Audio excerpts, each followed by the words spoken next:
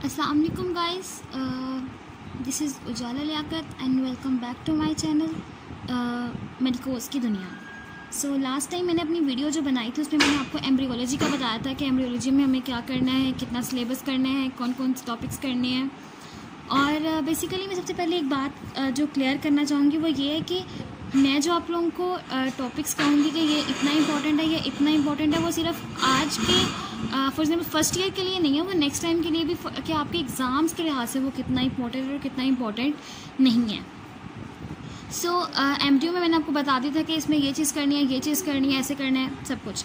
अब जो है अब नेक्स्ट हमारे पास सबने मुझे कहा कि हमें फिजियो को थोड़ा गाइड करें, बिकॉज बहुत से बच्चे इस चीज़ में कंफ्यूज है कि उन्हें गाइटन की बुक लेनी चाहिए या फिर बिग गाइटन लेनी चाहिए या फिर मिनी गाइटन लेनी चाहिए।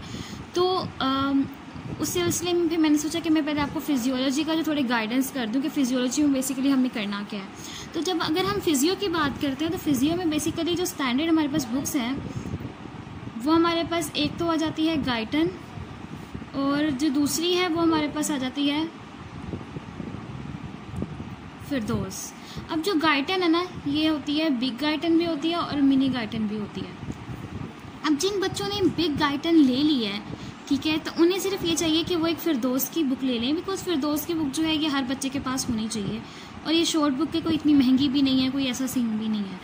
और उसके अलावा जिन्होंने अभी तक गाइटन नहीं ली और उन्हें ये लगता है कि गाइटन बहुत बढ़िया हमसे नहीं होगी, तो वो लोग ले सकते हैं मिनी गाइटन, लेकिन मैं यही कहूँगी कि आप लोग बिग गाइटन ले लें तो ज़्यादा बेहतर होगा, और साथ फिरदौस से पढ़ें आप लोग, क्योंकि कुछ टॉपिक्स हैं जो कि हमें डिटेल से करने पड़ते हैं।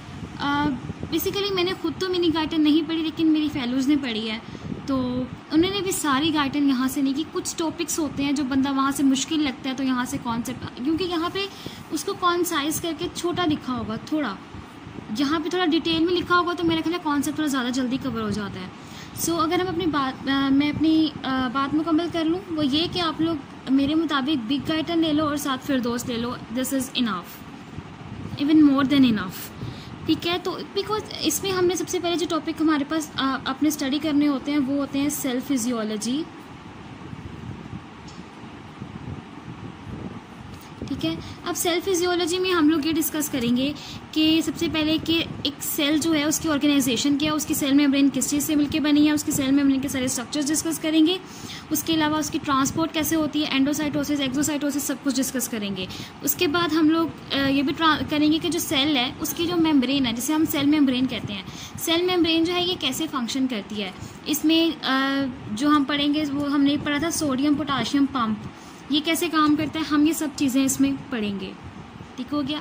एक तो हमने ये डिस्कस करना है, और मेरा ख्याल है कि ये बहुत ही बेसिक चीज़ है, तो अगर आप लोग इसे गाइटन से करेंगे तो गाइटन में बहुत क्लियर लिखा है, क्योंकि कुछ 2-3 चीज़ें एक्स्ट्रा लिखी हुई हैं गाइटन में, तो वो कर लें तो बेहतर होगा आपके लिए, ठीक है। उसके बाद आपके पास आता है next CVS, and it is extremely important, cardiovascular system. Cardiovascular system में आपने पढ़ना होता है, सबसे पहले आपके पास होता है कार्डिक साइकिल, उसके बाद आपके पास सबसे पहले आपने इसमें पढ़ना होता है कार्डिक मसल्स, कि कार्डिक मसल्स क्या होते हैं, उससे क्या फंक्शन होता है, किस तरह वो एक्ट करते हैं। उसके अलावा आपने इसमें पढ़ना होता है कार्डिक साइकिल के अलावा कार्डिक मसल्स होते हैं। फिर आप लोग आगे हार्ट को डिटेल से पढ़ेंगे, हार्ट को डिटेल से पढ़ने के बाद आप लोग इसमें पढ़ेंगे कि हार्ट साउंड्स क्या होती हैं, और ये बहुत इंपॉर्टेंट MCQs भी आ जाता है, क्वेश्चन भी आ सकता है कि जो हार्ट की साउंड्स हैं वो कब होती हैं। फॉर एग्जांपल कौन सा वेल्व जो है वो क्लोज होता है या फिर कौन सा वेल्व ओपन होता है, तब जाके जो है वो साउंड प्रोड्यूस होती है, और कौन सी साउंड प्रोड्यूस होती है, S1 कौन सी होती है, S2 कौन सी होती है, S3 कब होती है, और कौन सी साउंड में से अब नॉर्मल होती है, ये सब कुछ आप पढ़ेंगे। और मेरा ख्याल है कि ये जो टॉपिक्स हैं ना, ये वाले सारे ये आपको गाइडन से ही करने चाहिए, ठीक है। उसके बाद इसके अलावा आपके पास इसमें अरिथमियाज आ जाते हैं, आपने अरिथमियाज पढ़ने होते हैं कार्डिक में।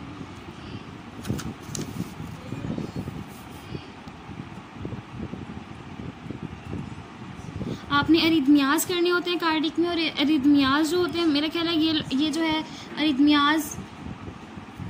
अरिथमियाज के अलावा आपने करना होता है ब्लड फ्लो, और ब्लड फ्लो के अलावा आपने इसमें करना होता है कोरोनरी सिस्टम, कोरोनरी सिस्टम के अलावा आपने इसमें वो हम लिम्फेटिक सिस्टम पढ़ते हैं ना, आपने इसमें वो भी करना होता है, ठीक है। तो ये सब कुछ इसमें स्टडी करना होता है आपने। तो ये सब कुछ मेरा ख्याल है जो इसके अलावा इसमें हम लोग वो भी करते हैं, जो इम्पोर्टेंट क्वेश्चंस हैं बोहर इफेक्ट करते हैं, और ये बोहर इफेक्ट आपके रेस्पिरेशन में भी आता है, ठीक है। तो ये भी बहुत इंपॉर्टेंट क्वेश्चंस होते हैं, तो ये इस सर्कुलेशन में भी है, ठीक है।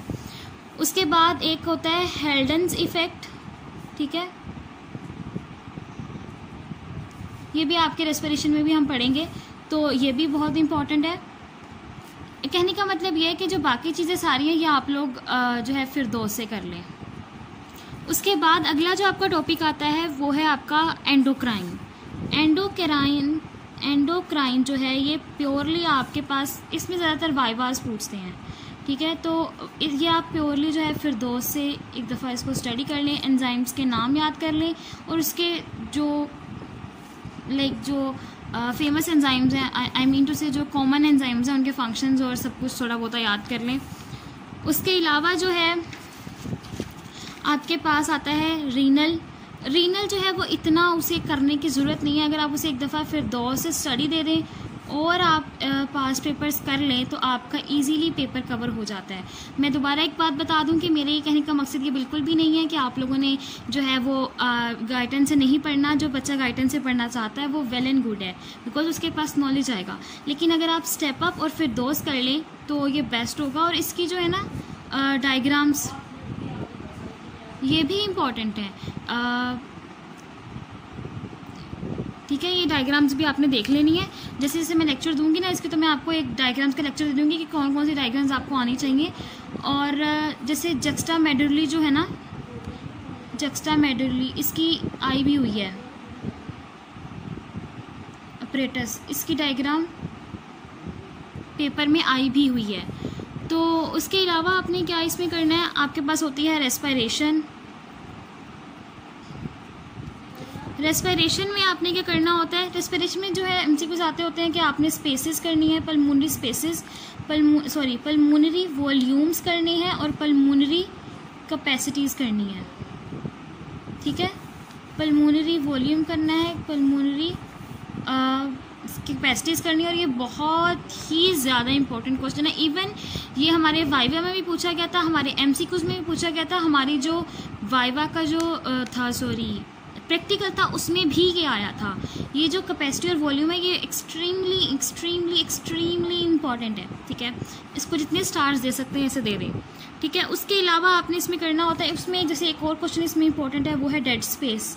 कि डेड स्पेस क्या होती है, दो तरह की होती है, एनाटॉमिकल होती है और फिजियोलॉजिकल होती है। ये इनमें क्या फ़र्क होता है, ठीक है। पहले एनाटॉमिकल होती है, उसमें थोड़ा सा एडिशन हो जाता है तो वो फिजियोलॉजिकल, ठीक है। कौन किस क्या क्या चीज़ बनती है उसमें कि फिजियोलॉजिकल हो जाता है।